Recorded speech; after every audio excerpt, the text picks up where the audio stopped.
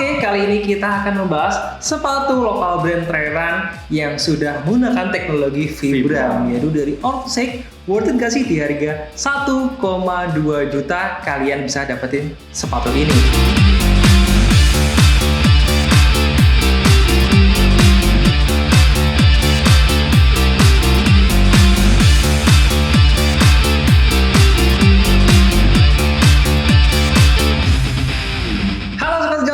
Kembali lagi bersama kami Saro Ariza dan saya Avian di channel Ojang Sport Indonesia. Nih, kalau kemarin kita sudah bikin rekomendasi sepatu untuk isi run, recovery run, buat daily run. Betul. Di awal tahun nih kita langsung bahas sepatu brand lokal untuk trail run. Oke, karena di awal-awal tahun ini, kayaknya di akhir tahun 2025 juga ya, banyak event trail run. Bener. Untuk trail run ini udah makin bener-bener hype banget. Ya. Iya, apalagi di waktu dekat ini di bulan Februari ya. Di bulan Februari itu di Jogja ada istilah apa? Cost to cost. Cost to cost atau CTC. Itu di tahun keberapa? Ke-10 ya kalau salah. Tahun ke-10 kalau nggak salah. Di tahun ke-10 ya. Itu salah satu lebarannya para trail runner. Para trail runner itu banyak banget dari influencer, dari atlet-atlet, dari BA berbagai brand tuh bakal ikut di event tersebut nih yang pasti. Nah, mungkin nih sekilas nih di depan kita ini sudah ada sepatu lokal brand dari Orthosec, yaitu Orthosec Sakara dan Orthosec Rinjani. Ini dua artikel dengan teknologi utamanya yang sudah menggunakan Vibram. Outsole Vibram nih. Jadi makanya kita akan sedikit ulik-ulik apa sih perbedaannya sebenarnya dari perbedaan artikel Rinjani dan artikel Sakara ini. Karena dari segi harga sekilas untuk harganya ini memang sama. Untuk retail, kita bicara retail price ya. Kita retail price ini untuk Sakara ini di 1,2 juta. Ya. Yang Rinjani juga 1,2 juta. Dan untuk Rinjani di 1,2 juta juga. Sebelum mengajak di situ nih aku reviewnya bareng sama Kak Hervian, karena ini salah satu tim Ojang Sport juga yang sering ikut-ikut trail run, entah itu cuma fun-fun aja. Dan mungkin beberapa kali kemarin kita Hervian sempat ikut ya. Ikut di The King of Andong. Nah ini kalau nggak salah juga Hervian ini juga akan mengikuti salah satu event besar juga, itu jadi di Cost to Cost. Ini makanya mungkin sedikit banyak atau malah aku yang sedikit, Hervian yang banyak nanti untuk belum untuk mengulik-ulik sepatu trail run dari Orthosec ini. Karena mungkin kalau saya kan lebih ke riset, mungkin lebih ke sekilas lihat-lihat secara data aja. Cuman kan lebih spesifiknya harus teman-teman atau seperti Kak Hervian ini yang mencoba di lapangan. Mungkin seperti itu. Nanti kita bakal beberapa review dan sedikit tanya-tanya. Oke, untuk mengawali kita langsung aja ya. Oke, langsung gas saja. Di depan kami ini sudah ada Orthosec Sakara dan Rinjani. Mungkin sekilas kita ambil di artikel Sakara juga. Ya. Ini untuk sepatu ini, untuk di bagian upper, sekilas ini dia menggunakan bahan mesh dan campuran PU. Ya. Nah, ini kan walaupun ini fungsinya buat trail run dengan jangka intensitas yang lebih tinggi dan durasi yang lama juga, dan dengan cuaca yang nggak bisa diprediksi ya. Jadi memang sekali lagi event trail run ini event yang terbilang ekstrim. Jadi event atau buat teman-teman yang pengen ikutan ini nggak bisa ngasal kayak road. Ya. Kalau road mungkin sekilas buat fun-fun aja dan sebagainya itu masih oke lah. Ya. Cuman kalau memang untuk trail run ini agak sedikit riskan. Jadi memang teman-teman harus sedikit punya basic atau setidaknya coba dulu, pernah dulu secara fisik dan sebagainya. Nah, balik lagi untuk upper ini menggunakan mesh dan campuran TPU. Mesh ini yang pasti kebanyakan di produk-produk sepatu lain, di brand lain, di artikel lain pun kebanyakan pasti pakai mesh karena dia bahan yang benar-benar breathable. Dia nyaman di punggung kaki dan sekitarnya. Tetapi untuk artikel Sakara ini dia juga dilapisin PU. Ini fungsinya yang pasti yang aku pikir ini karena biar dia tahan di segala medan.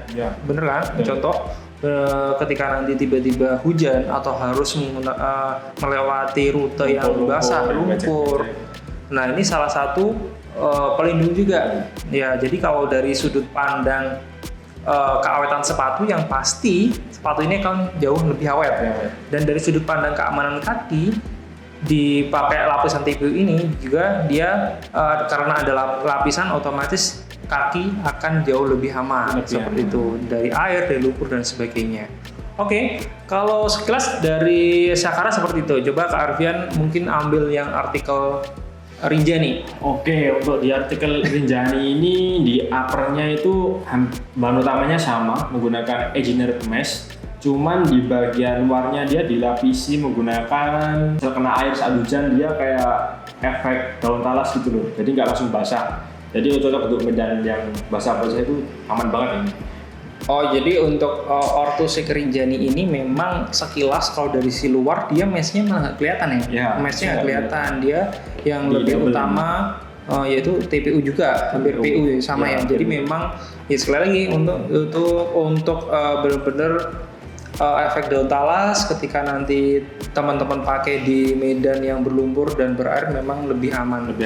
Ya, oke, lanjut mungkin untuk upper sekilas seperti itu perbedaannya. Lanjut kita di bagian depannya yaitu toolbox, sama-sama bagian toolboxnya. Mungkin pertama kita bahas di sepatu Sakara ini juga. Untuk bagian toolboxnya ini melingkar di warna hitam. Untuk kekuatannya dia sangat benar-benar kokoh. Ini toolbox ini memang fungsinya buat keamanan di ujung jari-jari penggunanya. Jadi mulai dari jempol, dari sisi kanan terus sampai di kelingking ini pasti lebih aman. Jadi ketika terkena batu, terkena akar dan sebagainya, benda tajam yang selebihnya lah, ini pasti jauh lebih aman. Ini memang untuk sepatu trail running memang perlu banget untuk keamanan di bagian toolboxnya seperti ini. Mungkin kalau sekilas di artikel Rinjani ini hampir mirip, cuman dia di sininya itu ada bentuknya, nggak langsung full. Oke, tapi mungkin secara bahan itu sama, dia keras juga, hampir mirip. Jadi untuk secara bahan, secara kokoh sebenarnya sama ya, cuman mungkin lebih ke aksen benar-benar berbeda aja ya mungkin. Oke. Dan di bagian atas dahulu kita bahas di tali sekilas. Tali.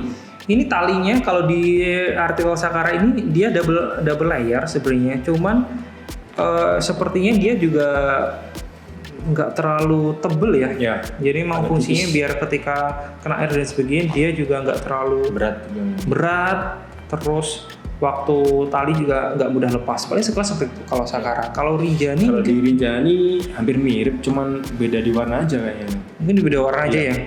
Bener-bener. Jadi memang dibentukkan simpel, nggak mudah lepas dan ringan. Jadi ketika kena air dan sebagainya aman.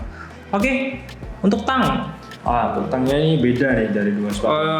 Untuk dua sepatu ini berbeda karena di bagian Sakara ini untuk tangnya dia ada lapisan foam. Ada foamnya tipis ya, tapi nggak terlalu tebal juga. Nih memang akan jauh lebih nyaman ketika teman-teman pakai. Di bagian punggung kakinya akan terasa lebih nyaman. Nah, kalau yang di Rinjani ini dia malah lebih tipis. Dan tidak ada tambahan kayak yang di Sakara. Oke, jadi cuman single aja ya berarti.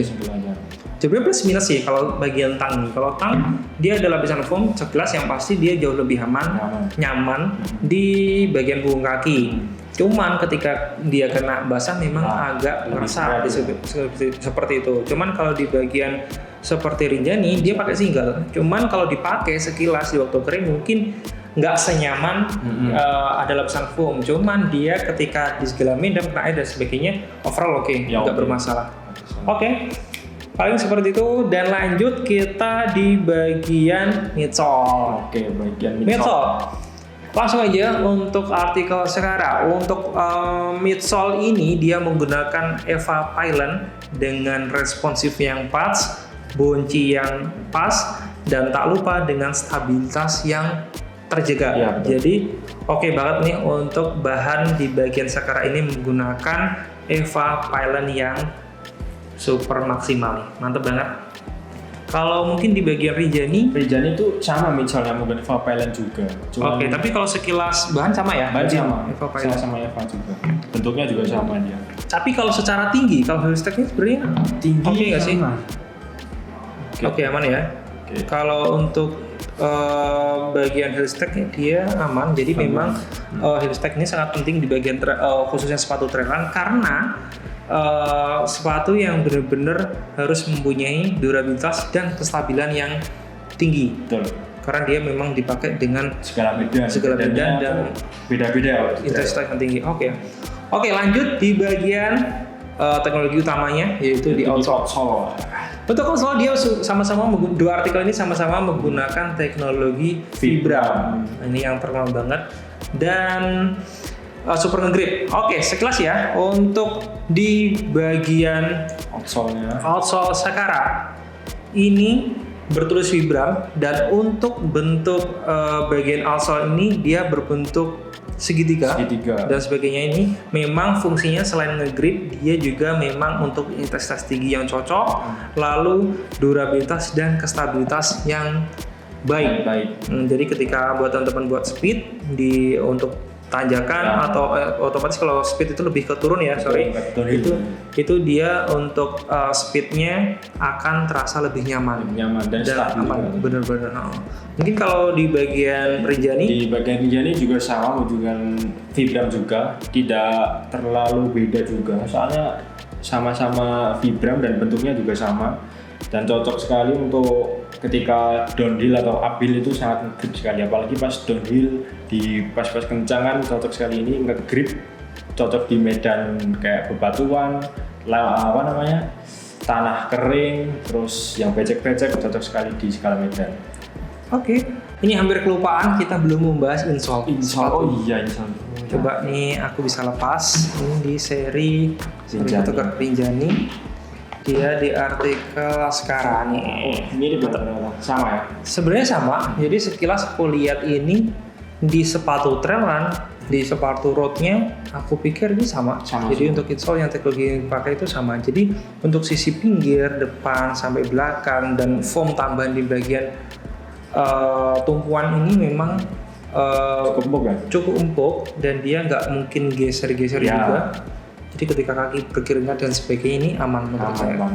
Oke, paling sekilas nggak banyak komentar ya. Kalau bagian insole overall aman. Udah paling oke lah kalau bagian insole di bagian di sepatu apapun dari artikel Ortus. Oke, lanjut. Mungkin kita langsung timbang aja. Oke. Untuk artikel Ortus Sakara Trail Run, dia size 39 mempunyai bobot 268 gram aja. Oke, lanjut. 300.